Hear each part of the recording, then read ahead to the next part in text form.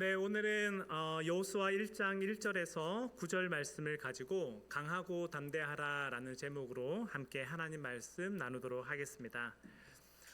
지난 주일 우리가 송년주일로 보냈는데요. 제가 송년주일 설교를 시작하면서 여러분들에게 이런 질문을 드렸습니다.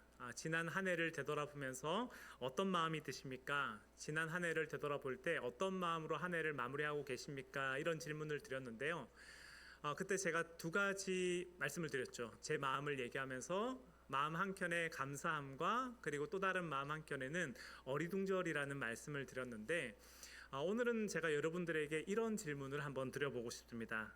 새해를 시작하면서 여러분에게는 어떤 기대와 소망이 있으십니까? 새해를 시작하면서 어떤 마음으로 오늘 이 자리에 오셨습니까? 라는 질문을 드려보고 싶은데요. 진짜로 질문을 드릴 겁니다. 그래서 옆 사람과 한번 30초 정도 시간을 드릴 건데 한 사람당 30초입니다. 한 사람당 30초. 새해를 시작하면서 어떤 기대를 가지고 계신지, 어떤 마음으로 이 자리에 오셨는지를 한번 두 사람씩 한번 좀 짝을 쥐어볼까요? 대부분 가족끼리 앉아 있을 텐데, 자 한번 얘기 나누실 텐데 잘생기신 분이, 예쁘신 분이 먼저 나누면 되겠습니다. 네.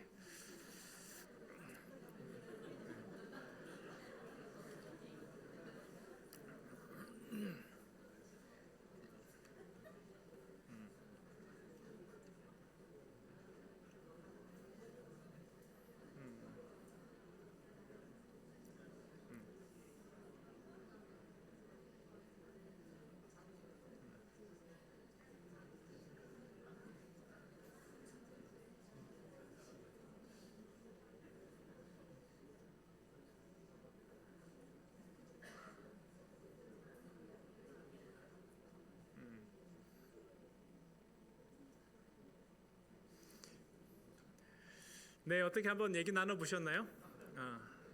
잘생긴 사람부터 하라고 했더니 서로 먼저 하려고. 제가 우리 성도님들 얘기를 다 들어보지는 못했지만 아마 우리 가운데 이런 마음들 가진 분 계실 거예요. 지난 한 해를 되돌아볼 때 어렵고 힘든 일이 너무 많았어가지고 빨리 2025년이 지나가고 새해가 오면 좋겠다. 그래서 2025년은 다 잊어버리고 새 마음 새 출발로 시작하고 싶다라는 마음을 가지신 분들도 계실 거고, 또 어떤 분들은 내년을 맞이하는 게 아마 싫은 분들도 계실 겁니다. 새해 앞두고 이제 우리에게 어떤 진로의 어떤 중요한 결정이라든지 인생의 어떤 중요한 선택들을 앞두고 계신 분들은 2026년을 맞이하는 게 아마 부담되는 분들이 계실 거고요. 또 어떤 분들은 지난 한 해 동안 우리 가운데 주셨던 은혜가 많았기 때문에 새해를 바라보면서 더 큰 기대와 소망을 가지고 지내는 분들도 계실 거고, 또 어떤 분들은 아마 아무 생각 없이 오신 분들도 계실 겁니다. 그냥 편안한 마음으로 한 해를 내다보면서 똑같은 날이지 라는 생각을 가지고 살아가는 분들도 계실 텐데, 저 역시 그렇습니다. 저 역시 새해를 맞이하면서 제 안에 두 마음이 있는데요. 한 마음은 새해를 바라보면서 기대하고 소망하는 마음이 있어요. 우리 교회 공동체가 어떻게 하나님 바꿔가시고 또 어떻게 인도해 가실지, 오늘 제 삶 가운데 하나님 어떤 은혜를 주실지 기대하고 소망하는 마음도 있지만, 또 다른 마음 한켠에서는 두려움과 떨리는 마음도 있습니다. 새로운 모든 변화라는 것이 우리 가운데 적지 않은 긴장을 주기도 하고, 또 여러 영적인 무게감들과 책임감들을 느끼기 때문에 제 마음 가운데 두려움과 떨리는 마음들도 있는데, 아마 새해를 맞이하면서 사람들이 각자 자기가 처해 있는 상황과 위치와 처지에 따라서 그 마음이 다 달라질 것 같아요.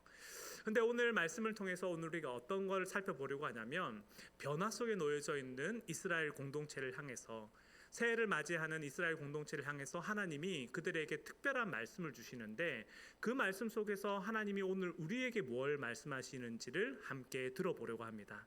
그래서 오늘 본문을 보면 1절부터 9절까지 특별히 세 가지의 명령문이 나오는데, 이 세 가지의 명령문을 중심으로 하나님께서 우리 가운데 어떤 말씀을 주시고 어떤 복을 주기를 원하시는지 함께 살펴보고자 하는데요. 이 말씀을 통해 오늘 우리가 새해 우리 인생 가운데 길을 찾고 하나님의 뜻을 따라가는 복된 우리 공동체 되길 주의 이름으로 간절히 축복합니다. 네, 먼저 새해를 바라보며 하나님이 우리 가운데 원하시는 첫 번째 메시지는 우리가 믿음의 도약을 하는 그런 복된 공동체가 되라는 것입니다. 실제로 오늘 본문 2절을 보면 성경에 이렇게 기록되어 있죠. 우리 오늘 본문 2절 말씀을 한번 같이 읽어보겠습니다. 시작. 내 종 모세가 죽었으니 이제 너는 이 모든 백성과 더불어 일어나 이 요단을 건너 내가 그들 곧 이스라엘 자손에게 주는 그 땅으로 가라. 아멘. 네, 오늘 본문 2절을 보시면 모세가 죽고 난 다음에 주께서 여호수아에게 뭐라고 얘기합니까? 이제 너는 이 모든 백성과 더불어 일어나 이 요단을 건너 내가 너에게 주는 땅으로 가라라고 얘기를 하죠.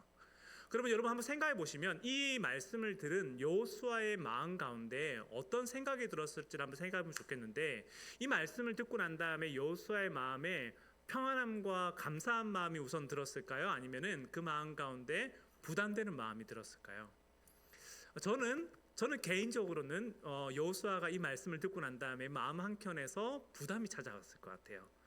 왜냐하면 40년 동안 이스라엘 백성들과 함께 광야 여정을 같이 걸어왔잖아요. 그렇기 때문에 지난 40년 동안 어떤 일이 있었는지를 여호수아가 너무 잘 아는데, 가나안 땅에 들어가서도 그들의 인생이 사실은 크게 달라지지 않을 거라는 어떤 염려가 여호수아에게 있었을 것 같습니다. 광야를 지내면서 먹을 것이 없다고 불평하는 이스라엘 백성들과 또 광야를 지내오면서 이방 나라 사람들과 싸우는 일들도 있었고, 그리고 이스라엘 백성들 안에서 내부적으로 분열이 일어나기도 하고 여러 다툼이 벌어지기도 했었는데, 모세가 떠나고 난 다음에 여호수아에게 그런 일이 없을 거라는 장담을 할 수가 없죠. 그래서 저는 여호수아의 마음 가운데 어떤 마음이 들었을 것 같냐면 이런 마음이 들었을 것 같다는 표를 보여주시면 잘 보이는지 모르겠습니다. 보시면 하나님이 우리에게 가나안 땅을 주신다고 했지만 그건 하나님의 뜻이지 가나안 백성들이 정말 땅을 순순히 내어줄까? 가나안 땅으로 지나가는 길에 있어서도 이방 사람들이 쉽게 내주지 않았는데 과연 이 사람들이 정말 이 땅을 선뜻 내줄까? 이런 고민이 들었을 것 같고요. 그리고 이스라엘 백성들이 정말 내 리더십을 잘 따라줄까? 모세에게도 그렇게 반항하고 투덜거렸던 인간들인데 이 인간들이 내 말은 잘 따라줄까라는 생각도 들었을 것 같고, 이스라엘 백성들이 약속의 땅에서 하나님이 아닌 다른 신들을 섬기면 어떡하지? 광야길에서 금송아지를 섬기면서 여러 악한 일들을 일삼았던 백성들인데 이 사람들이 그런 악을 행할 때 내가 이 사람들을 잘 참고 용납할 수 있을까? 그런 고민도 들었을 것 같고, 굳이 가나안 땅에 들어갈 필요가 있을까? 이미 요단강 동쪽에 이스라엘 백성들이 얻어놓은 땅이 있는데 그냥 여기서 사는 건 어떨까 하는 생각도 들지 않았을까 싶습니다. 그래서 여호수아가 하나님의 말씀을 들으면서 분명 하나님께서 우리에게 이 땅을 주겠다라고 말씀하셨지만 그 말씀을 있는 그대로 받아들이기에는 참 부담스럽고 마음의 짐이 그 마음 가운데 찾아오지 않았을까 싶은데, 하나님께서 오늘 본문 2절을 보면 이 여호수아의 이 고민과 완전히 반대되는 얘기를 해요. 어떻게 얘기를 하냐면 보시면 내 종 모세가 죽었으니 언제 이제 가라고 합니까? 이제 지금 가라고 얘기하죠.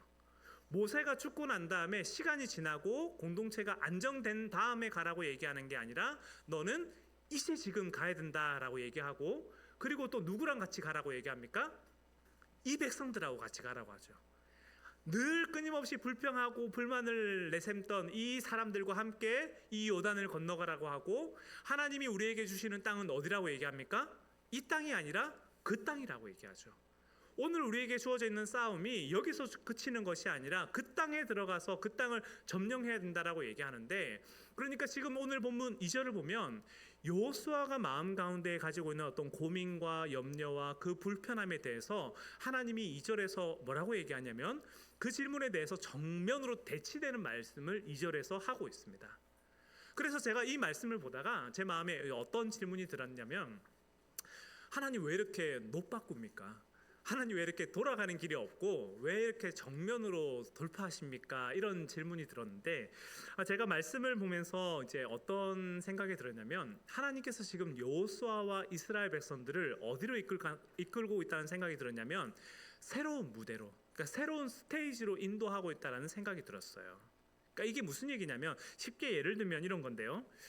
여러분 이군 본즈라는 말을 아시는지 모르겠는데 이게 프로야구에서 쓰는 말인데, 2군 본즈라는 건 어떤 거냐면 그 프로야구에 1군과 2군이 있죠. 그렇죠? 그래서 1군에는 유명한 선수들이 뛰고 1군에 있는 선수들의 연봉은 기본적으로 어떻습니까? 기본적으로 높아요. 그리고 일본 선수들의 유니폼을 파면 유니폼의 이제 수당이 그 선수에게 가기도 하고, 그리고 일본 선수들은 TV 중계도 하고, 그리고 쾌적한 환경에서 훈련도 하고 게임도 하죠.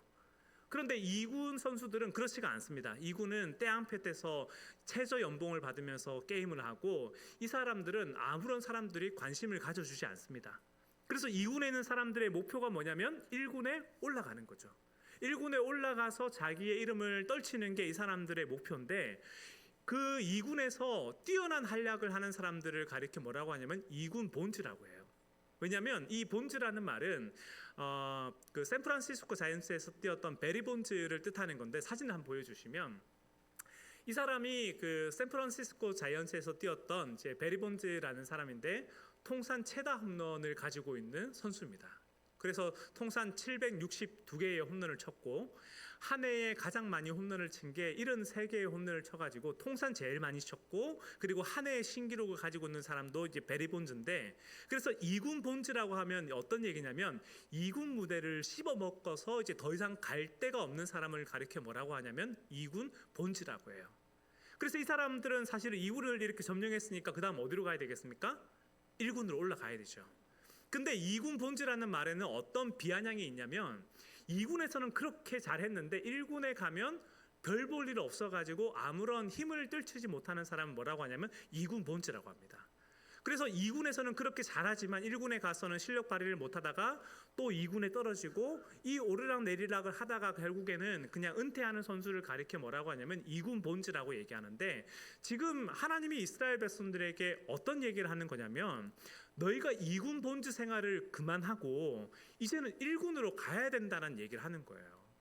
왜냐하면 하나님이 이스라엘 백성들을 애굽에서 이끌어냈지만 이 광야가 그들에게는 어떤 곳이냐면 2군이라는 겁니다. 여기서 이스라엘 백성들이 광야에서 하나님의 은혜를 경험했던 것은 어디에 가서 살아가기 위한 전초전이었냐면, 가나안 땅에서 하나님을 섬기고 그분을 따르기 위한 전초전으로서의 역할이었었고, 광야에서 이스라엘 백성들이 하나님의 은혜를 경험했던 것은 누구를 섬기기 위한 거였습니까? 가나안 땅에 들어가서 하나님을 섬기기 위한 길이었어요. 그렇기 때문에 하나님이 뭐라고 얘기하냐면, 내가 너희에게 줬던 이 광야 시절들은 말 그대로 연습 경기에 불과했고, 너희가 가야 되는 땅은 어디라고 얘기하는 겁니까? 가나안 땅이라는 얘기를 하는 거죠. 그래서 하나님이 여호수아에게 뭐라고 하냐면, 너는 이제 일어나 그 땅을 건너가라 라고 얘기하는데, 2절과 3절을 보시면 그 동사를 크게 4가지를 얘기합니다. 보시면 2절에 뭐라고 하냐면, 내 종 모세가 죽었으니 그 다음에 이제 너는 이 모든 백성과 더불어 뭐라고 얘기합니까? 일어나라고 하죠. 내 종 모세가 죽었으니 너는 이 백성과 더불어 일어나고, 그 다음에 뭐라고 합니까? 이 요단을 건너라고 하죠. 그리고 그 다음에 내가 그들 곧 이스라엘 자손에게 주는 그 땅으로 가라라고 얘기를 하고, 그리고 3절 뒷부분을 보시면 내가 모세에게 말한 바와 같이 너희 발바닥으로 밟는 곳은 모두 내가 너희에게 주었노니라고 얘기하는데, 결국에는 2절과 3절에 나오는 동사들을 연결시키면 어떤 거냐면 이런 거예요. 너는 이제 일어나서 건너고 가서 너의 발로 그 땅을 밟아야 된다. 하나님께서 우리 가운데 십자가에서 우리의 죄를 사하셨지만, 그 십자가에서 죄를 사하신 것을 우리가 그냥 단순히 그냥 그분의 사역으로 끝나는 것이 아니라, 우리가 구원을 얻으려면 어떻게 됩니까?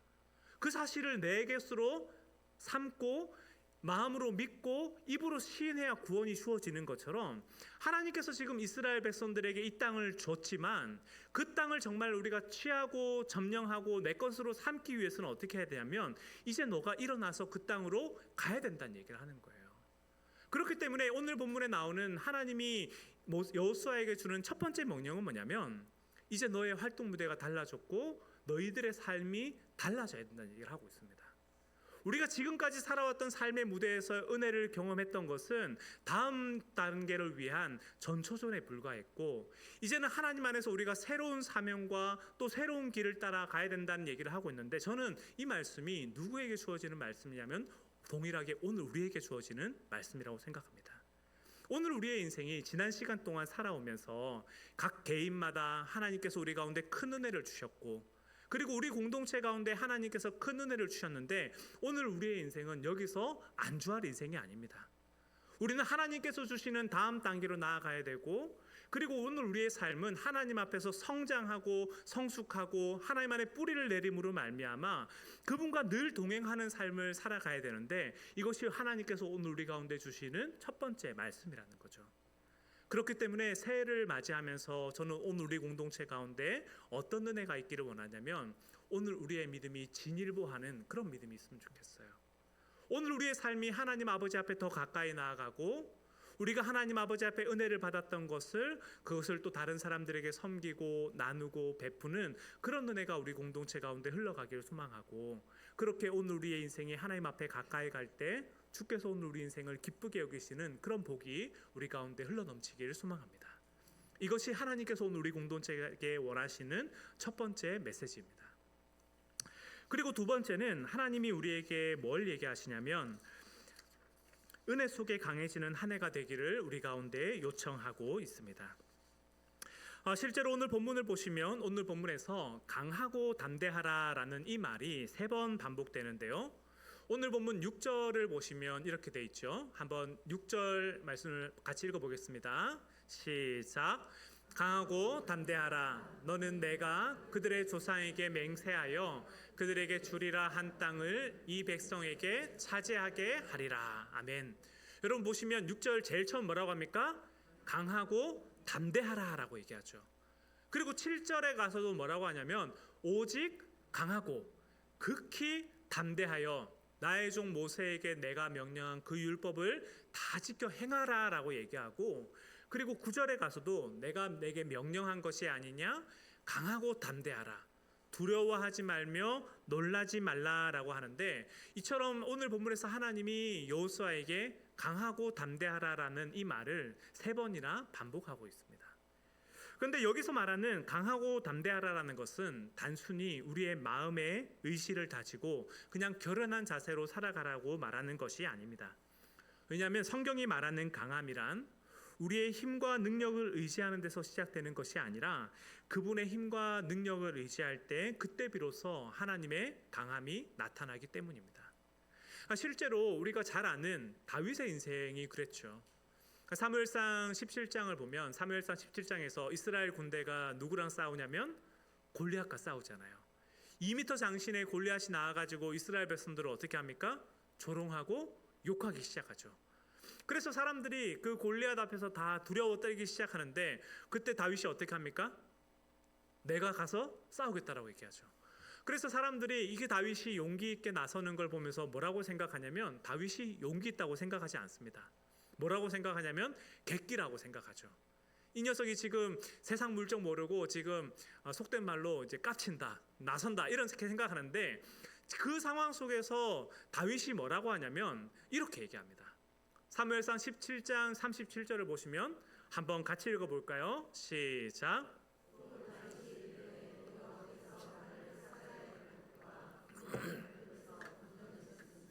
나를 이 블레셋 사람의 손에서도 건져내시리이다. 아멘. 여러분 보시면 지금 다윗이 골리앗과의 싸움을 나가기 전에 뭐라고 합니까? 여호와께서 나를 사자의 발톱과 곰의 발톱에서 건져냈다라고 얘기하죠.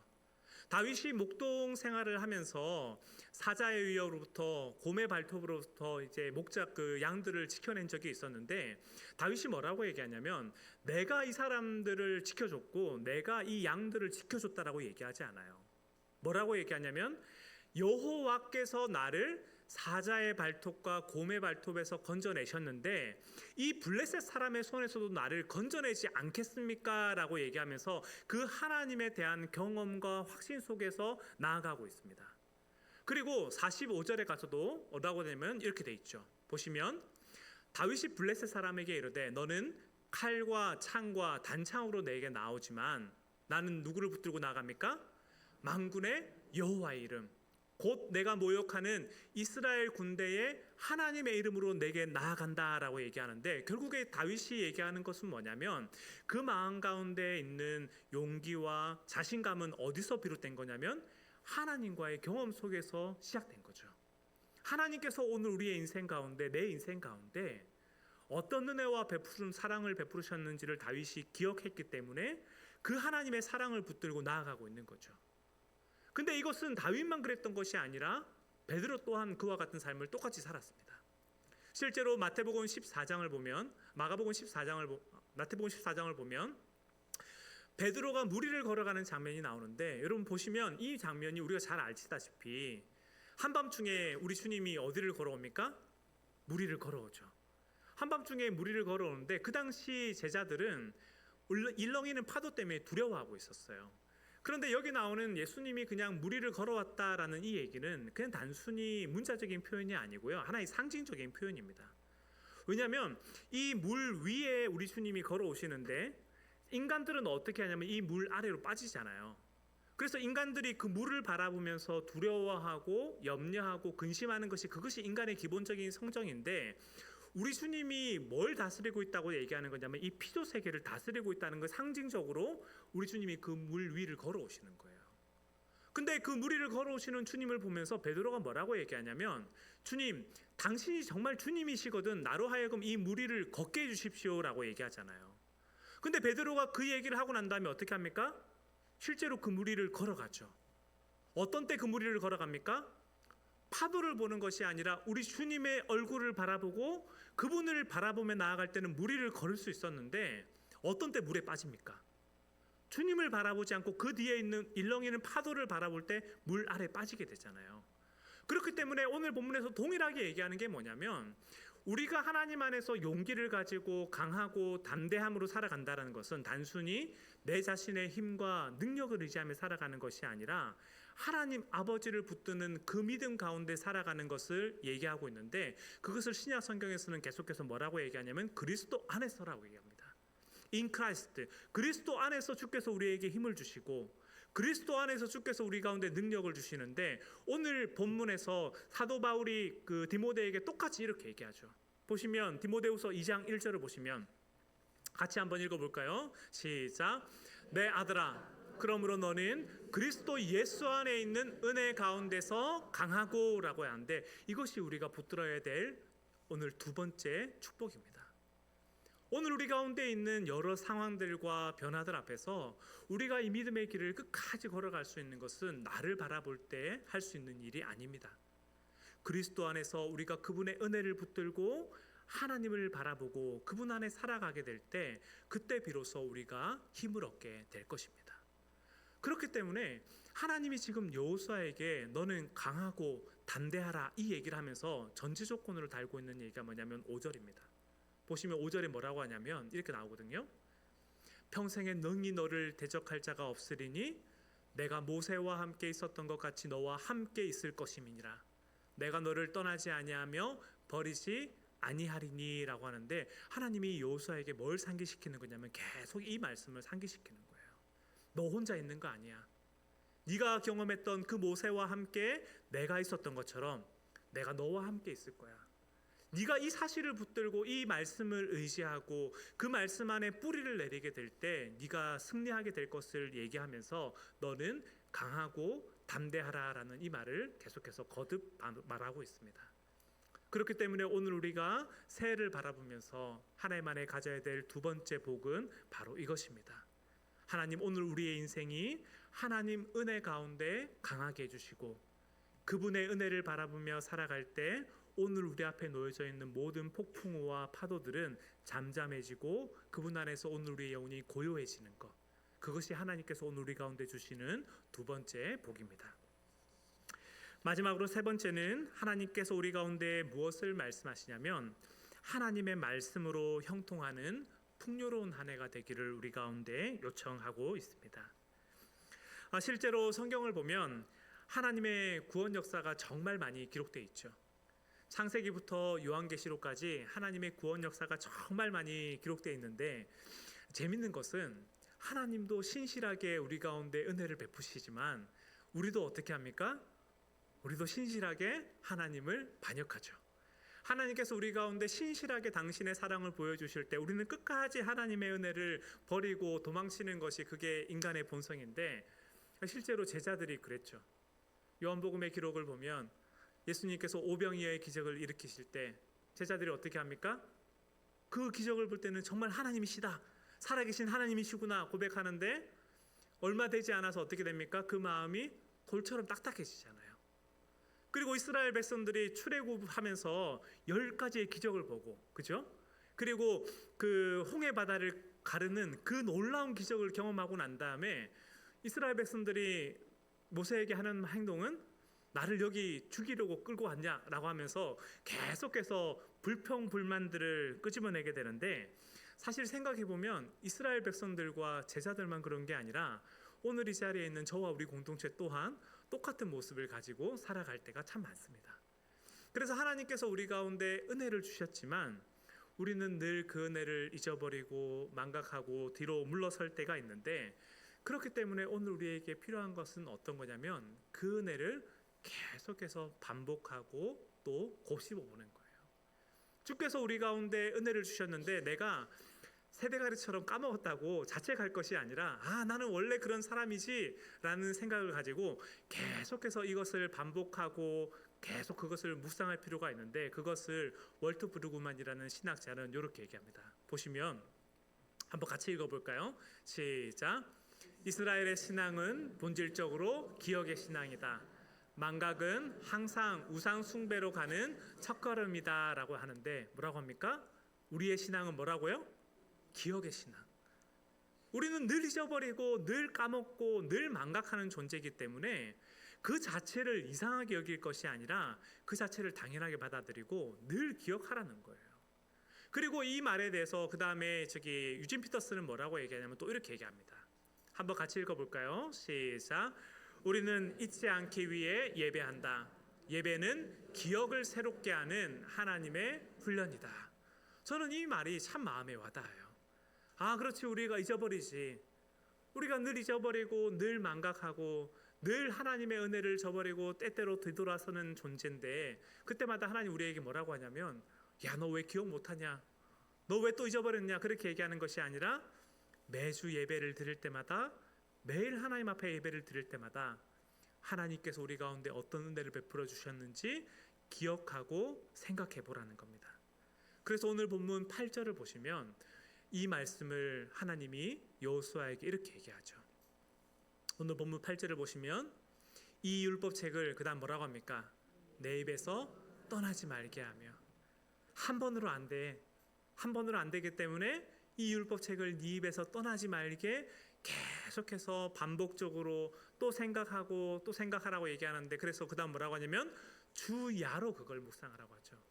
아침에만 그걸 묵상할 뿐만 아니라 점심에도 저녁에도 늘 우리의 입에 그 말씀을 묵상하고, 마치 사자가 그 뼈다귀를 가지고, 짐승의 뼈다귀를 가지고 핥고 놀고 그것을 계속해서 가지고 지냈던 것처럼 오늘 우리의 인생이 하나님의 말씀을 묵상하고 그 앞에 머무를 때 우리가 하나님의 은혜를 기억하고 살아갈 수 있다는 얘기를 하고 있습니다.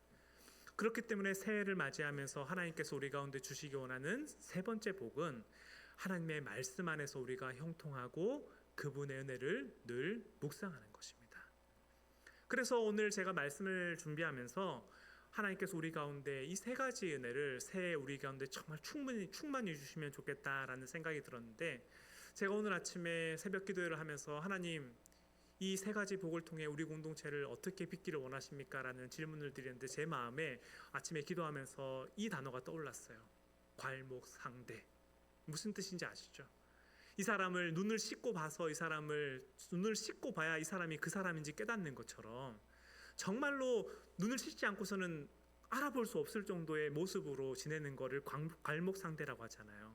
근데 아침에 기도하면서 제 마음 가운데 그런 마음이 들었어요.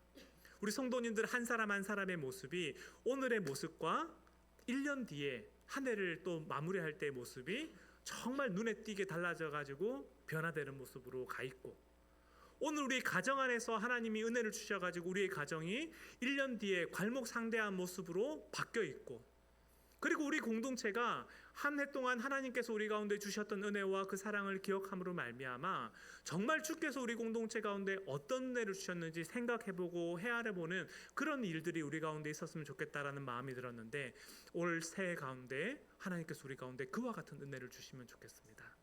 그래서 오늘 우리의 인생이 눈앞에 보이는 환경과 처지와 상황들 앞에서 주눅 들고 뒤로 물러서는 것이 아니라 주께서 우리와 함께 계시니 그 믿음의 길로 함께 나아갈 수 있는 저와 우리 공동체 되길 소망하고, 때마다 하나님께서 우리 가운데 은혜를 주심으로 말미암아 하나님 안에서 강하고 담대함으로 살아가는 오늘 우리 공동체 되길 소망하고, 하나님께서 주신 우리의 말씀을 우리의 입에 가까이 둠으로 말미암아 우리가 하나님 안에 뿌리를 내리고 그분 안에 열매를 맺는 그런 복된 공동체 되기를 소망합니다.